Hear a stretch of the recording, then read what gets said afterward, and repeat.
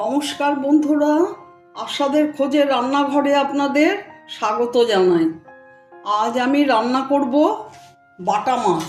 তার জন্য উপকরণ নিয়েছি এই যে বাটা মাছ ভালো করে ধুয়ে নুন হলুদ মেখে রেখেছি, আলু এভাবে কেটে নিয়েছি, পেঁয়াজ কাঁচা লঙ্কা আদা পেস্ট করে দেব, টমেটো দেব, মাছের ঝোলে লঙ্কা দেব, ধনেপাতা দেব, হলুদ জিরের গুঁড়ো ধনের গুঁড়ো দেব। শুকনো লঙ্কা আমি অ্যাড করব না, কাঁচা লঙ্কা দিয়েই রান্না করব।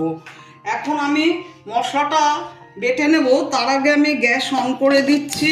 কড়াই গরম হতে হতে মশলাটা পেস্ট করা হয়ে যাবে।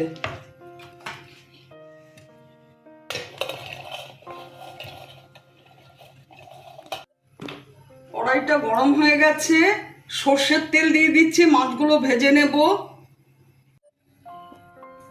মশলাটা পেস্ট করা হয়ে গেছে,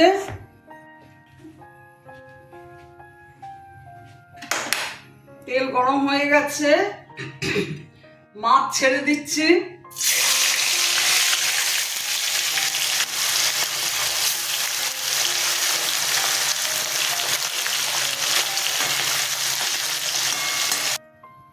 কাঁচা লঙ্কা কালো জিরা ফোড়ন দিলাম,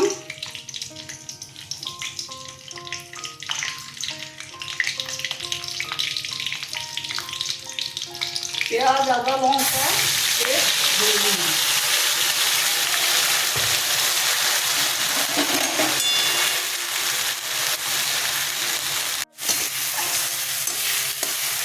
পেঁয়াজটা কষানো হয়ে গেছে।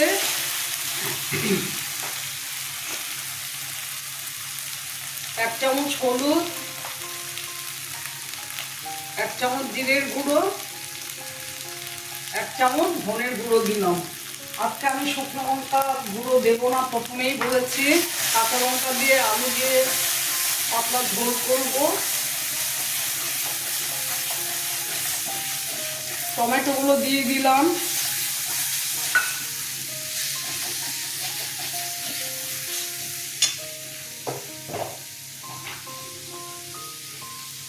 আন্দাজ মতো নুন দিলাম,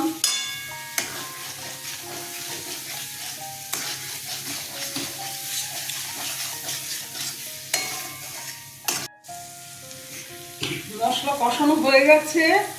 দেখুন আলুগুলো ছেড়ে দেব,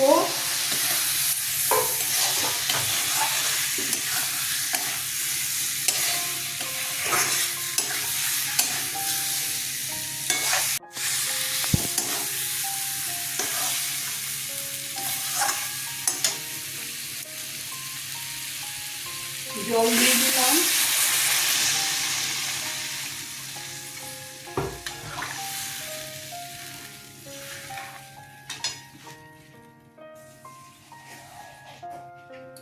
আর একটু জল দিলাম।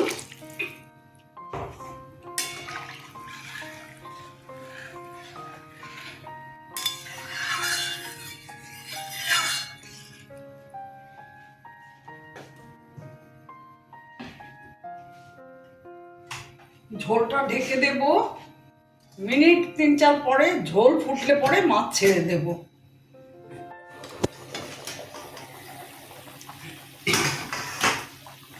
ঝোল ফুটে গেছে,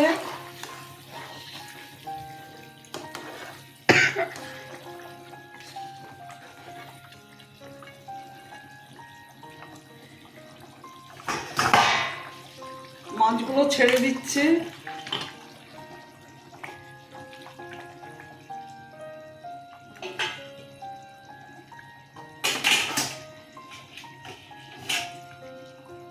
ওটা কাঁচা লঙ্কা দিয়ে দিলাম আর ধনে পাতা দিয়ে দিলাম।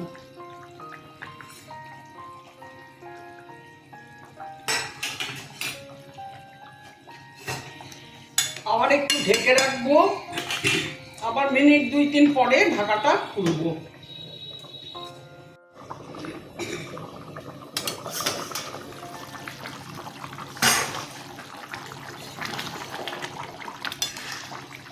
মাছের ঝোল কমপ্লিট।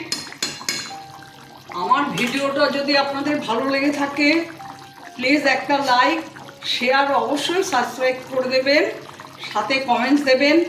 আর আপনারা এইভাবে আলু দিয়ে টমেটো দিয়ে বাটা মাছের কাঁচা লঙ্কা দিয়ে পাতলা ঝোল করে খাবেন, দেখবেন ভীষণ ভালো লাগে। আপনারা ভালো থাকবেন, সুস্থ থাকবেন। আমি এখন গ্যাস অফ করে দিয়ে ঢেকে দেবো, ঝোলটা একটু বাদে সার্ভ করে দেবো।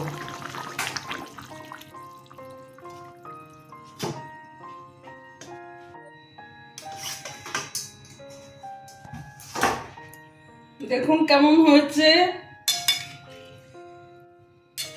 আমি এখন সার্ভ করে দেব।